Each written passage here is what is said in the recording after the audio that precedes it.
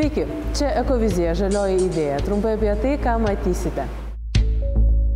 O tai kas bus po 30 metų? Kaip jūs įsivaizduojat, kaip mūsų gyvenimas atrodys? Be abejo geriau. Taip pat laidoje. Vėjo elektrinės galėtų pagaminti trečdalį visos suvartojamos elektros energijos. Galėtų, taip, tai reikia politinio sprendimo.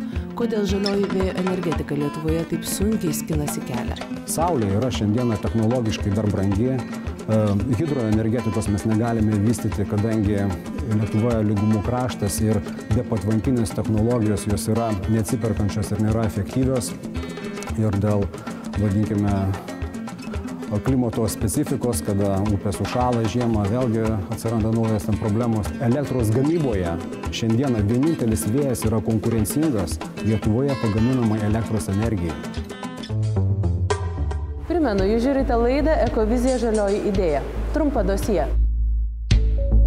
Algimantas Šekuolis gimė Širvintose, mokslus baigė Maskvoje, Maksimo Gorkio literatūros institute. Vėliau 11 metų dirbo žvejybos laivuose. Laivuose rašė apsakymus ir knygas.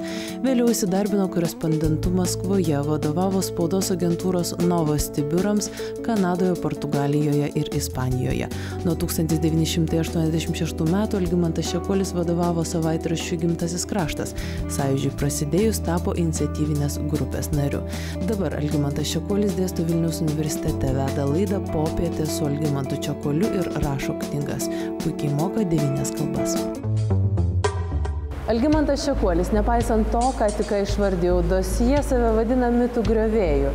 Jo mylimiausias gyvenimo užsiėmimas domėtis, ieškoti ir rasti informacijos, kuri prieštarauja visuomenės opinijai. Algimantas Šekuolis laisvai skaito net 6 kalbomis, tad disponuoja informacija, kuri prieinama ne visiems. Klimato kaita ir naujas požiūris. Kviečiu žiūrėti.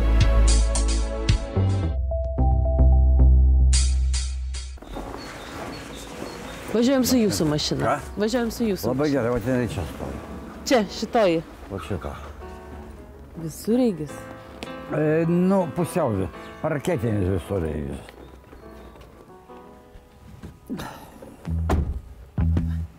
Une histoire sensuelle et sans suite. Ça fait crac, ça fait pchit, crac, je prends la fille. Rūkstantis kavinai yra priminimas, kad ledynai tirpsta. Kad ledynai tirpsta. Ledynai tirpsta Jovita visiškai ne dėl tų kaminų ir ne dėl kitų kaminų ir ne dėl žmonių veiklos. Žmonės įsivaizdina, riečia nosį, mano, kad jie tokie galingi, jie gali atvaždėti mašinomis ir rūkti jų kaminai, tai mes ir padarom, kad sušyla gamta.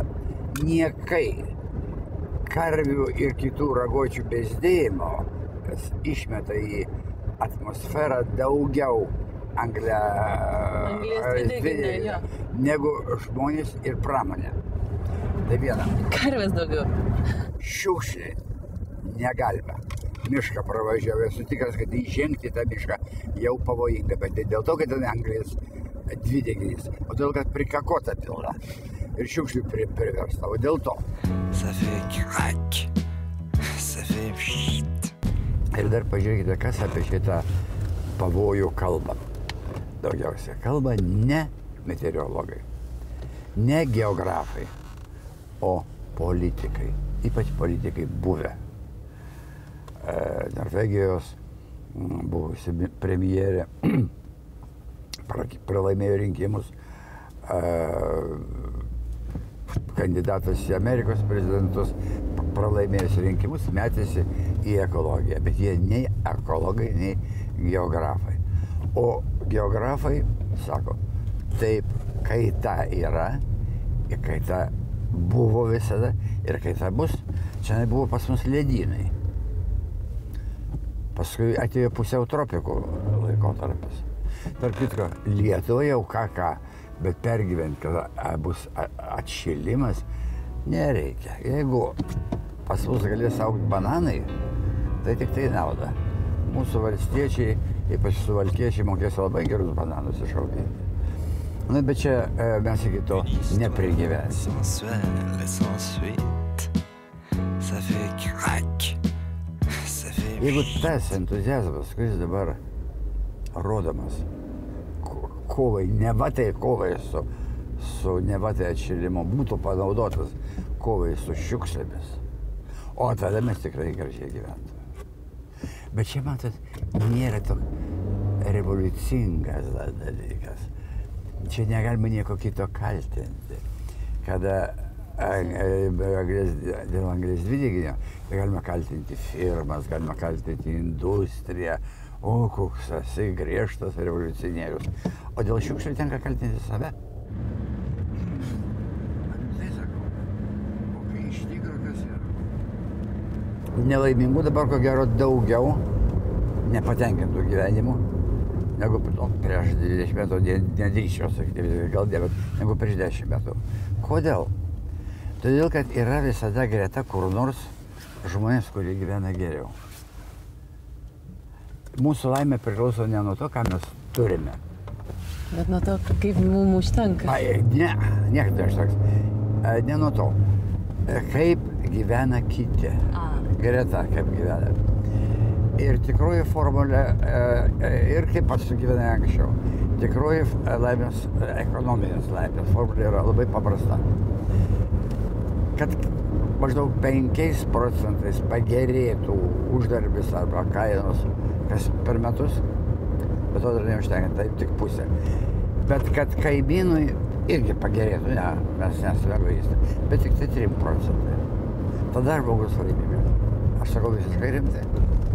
Aš tą dėstau universitete. Ta prasme, kad mums laimės formulė yra tokia, mūsų alga padidėja 5%, o mūsų kaimyno padidėja 3%. Jo, tik tai 3%. Tada viskas tokia. Bet vis tiek visą laiką atsiras aplinkui naujesnių mašinų, gražesnių namų. Šventa teisybė vieta. Taip. Jaunesnių moterų. Taip, ilgesnių kojų ir kad tik tai norite. Šviesesnių plaukų. Jo. Taip, ir už tai visada bus nelaimingų nepatenkintų. Ir gražių suknelių. Taip, už tai visada bus nepatenkintų. Aš čia buvau dabar nesenai. Bet Algimantai, ar mes kažkokie tai išskirtiniai čia iš pasaulinio? Ne. Čia bendro, čia viso pasaulio problema, tai žmonijos problema. Bet jau atsiranda ne filosofų, bet suprantančių gyvenimą, kurie pradeda čia būtent ieškoti. Yra maža viena valstybė, labai nedidelė. Butanas. Kur laimės koeficientas pas jis yra, ne? Visiškai. Jūs skaitėt mano straipsnį? Ne, neskaičiau. Kažkur kitos skaitėt. O gal skaičiau? Galbūt. Skaičiau. Valstybė kartais paskaitot žurnalą tokį, valstybė. Aš manau, kad aš skaičiau gal jūsų knygoje, ne? Galėjo ir tas būti. Dabar kita valstybė, labai panašiai, Danija. Ten jie auklėjimo būdų to bando pasiekti vaikų auklėjimo būdų, reiškia, kad ne tai, kad tenkintis tuo, ką turi, bet nelygint,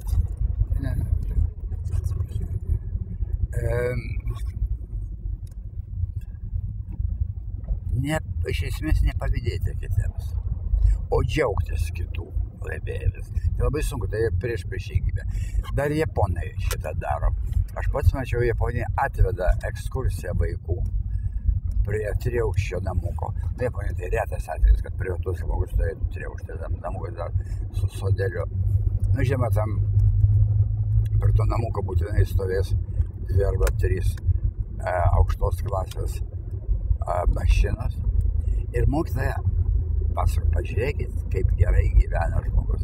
Žinot, kaip jisai dirbo, žinot, ką jis padarė, jis išrado visiškai naują segtuką plaukams. Ir štai kaip jisai sukūrė savo gyvenimą. Kad ir įpratina žiūrėti pozityviai į kito gerovę. Ir įpratina primintis, kad tai įmanoma kiekvienam, kuris išras arba padarys ką nors. Tai tuo garsėja 3 šalis – Butanas, Danija ir Japonija. Ça fait crac, ça fait pchit, crac, je prends la fille, et puis pchit, je prends la Tiek informacijos atrodo jūsų galvoje yra. Ir jinai tokia pasaulinė, iš viso pasaulio, pati įvairiausia. Aš tiesiog galvoju, kiek jos lieka ir kiek jos kažkur tai dingsta. Ar pas jūs tiesiog labai puikiai atmintis? Pirmiausia, kodėl? Tai mano jūrininkystė. Žinokit, jūrininkai įpratę galvoti globališkai. Visgi 11 metų praplaukiau laivuose. Ir tai, todėl nėra, tavo mintėse nėra jokių užkaborių pasaulyje, kurie būtų nesvarbus. Jos visus, jeigu nebuvai, tai matai vidinę akim. O dėl atminties, nesenai man padarė tomografiją smegenų. Ten aš tiesiog paslydęs parpuoliau ir daktarai bijojo, kad galbūt kas nors bus lūžę. Išeina abu daktariukai, greitos pagalbos ligoninėje buvau. Išeina abu daktariukai, daktarai. Žiūri mane, žiūri tas kelias padarė, tokį plokštę didelis. Sako, niekad nematėm tokių smegenų. Nėra, jūs sako, tikrai 80 metai, taip sako, 80 metai yra. Jokio užkalkėjimo nėra. Tiesa, reiškia. Nu, sako, 40 metų vyro. Pasakysiu į vietą, bet koks organas nenaudojamas atrofuojasi. Ir bet koks organas funkcionuojantis nuolatos, dirbantis nuolatos, stiprėja. Ir aš turiu omeny į vietą smegenis, prašau nesišypsoti dviprasmiškai.